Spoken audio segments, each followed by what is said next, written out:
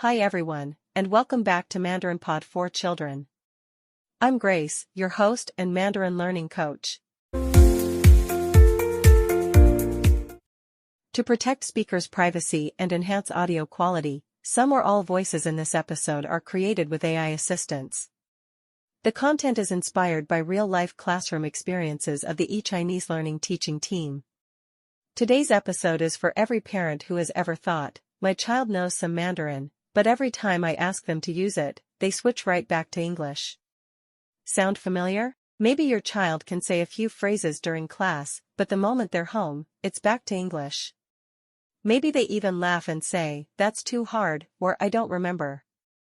And as a parent, you might wonder, are they really learning anything? Joining me today is Dylan, a father from Australia whose 10-year-old son, Noah, has been taking Mandarin lessons for over a year. Dylan noticed that Noah understands more than he speaks, but English always takes over. Dylan, thank you for being here. Thanks, Grace. Honestly, I'm relieved to talk about this. I kept asking myself, is it just my kid? Or is this normal? Oh, it's definitely not just your child.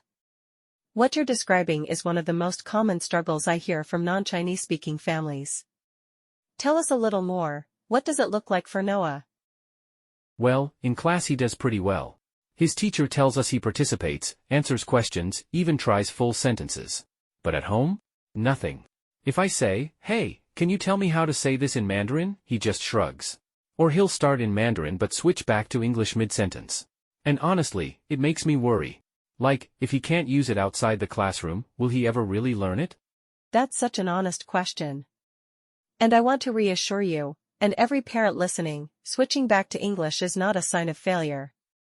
It's a natural stage of bilingual development. Here's why: our brains always choose the path of least resistance. English is Noah's comfort language. Mandarin, on the other hand, is still fragile, like a seedling. In the classroom, the environment protects that seedling. But at home, without support, the brain defaults back to the stronger system, English. So switching back doesn't mean he's not learning. It means his brain is protecting him from effort and risk. That makes sense. But it's still frustrating. Sometimes I feel like we're paying for lessons that don't stick. I hear that frustration all the time. And here's the key: learning is sticking, but in invisible ways. His listening comprehension is growing. His memory for sound patterns is forming. The problem isn't that he isn't learning. The problem is transfer, how to carry Mandarin from the classroom into daily life. That's what we need to work on today, building bridges between Mandarin and home life. Dylan, let me ask, have you tried any strategies at home to get Noah speaking Mandarin? Oh yes. I tried the classic parent move, say this word for me. Or, what's this in Mandarin? Sometimes I even offered rewards, like, say 3 Mandarin words and you can have dessert. But it backfired. He just rolled his eyes and said, "I don't want to." That's such a common trap.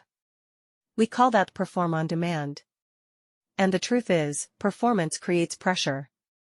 Kids don't like being tested at home, especially in a language their parents don't speak. It makes them feel like they're on stage, and mistakes feel risky. Instead, what kids need are safe prompts, ways to use Mandarin without feeling judged. So what does that look like in practice? Great question. Let's break it down into practical steps. Step 1, use what I call tiny invitations. Instead of asking him to perform, invite him into a shared activity. For example, play a Mandarin song while you're cooking and ask, "Do you recognize any words?" No pressure to translate. Just an invitation to notice. Step 2, let him be the teacher. Kids love power. If you ask Noah to teach you one word from his class each week, you flip the roles. Suddenly, he's not being tested, he's the expert. And research shows that teaching boosts retention far more than performing. Step 3, anchor Mandarin to routines. Pick one moment each day, like breakfast or bedtime, and make it a micro-Mandarin ritual. Maybe at breakfast you only use Mandarin numbers for the food on the table. Or at bedtime, you play a short story in Mandarin. These tiny rituals make Mandarin feel natural, not forced. I love that idea of micro-rituals. Right now, everything feels separate, Mandarin is just class. Exactly. And that separation is why his brain defaults back to English. By weaving Mandarin into small family habits, you're telling his brain, this language belongs here too. Okay, but what about when he does try Mandarin and immediately switches back to English? Should I correct him? Encourage him? Or just let it go? Fantastic question. This is where many parents unintentionally shut down confidence. The golden rule is, mirror, don't correct. Instead of correcting or saying, no, say the whole sentence in Mandarin, you mirror it back naturally. That way, he feels understood and celebrated, not criticized.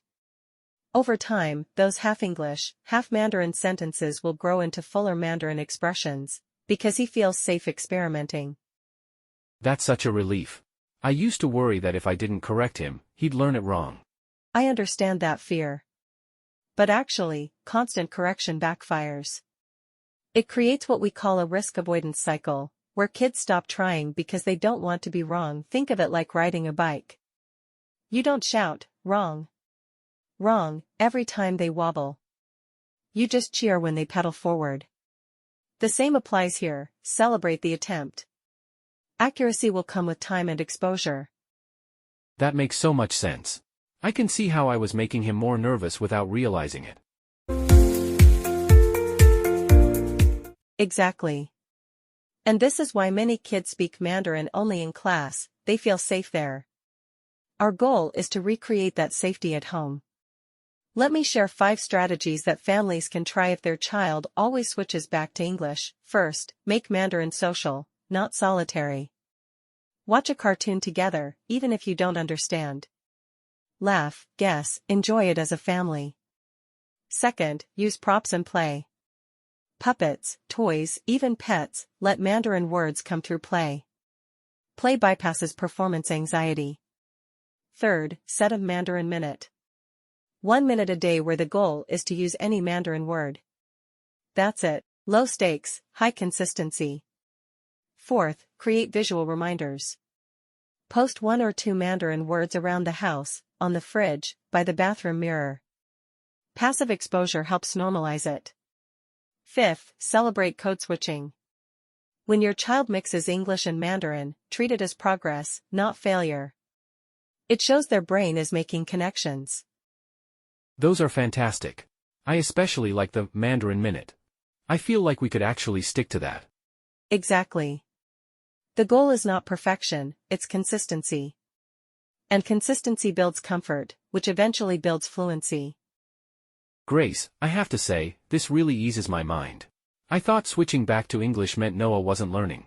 But now I see, it's part of the process. It absolutely is. And the fact that he participates in class means he has the foundation. With your support at home, through safe prompts and micro-rituals, he'll slowly bring Mandarin into daily life. So, for every parent listening, if your child constantly switches back to English, don't panic. It doesn't mean they're failing.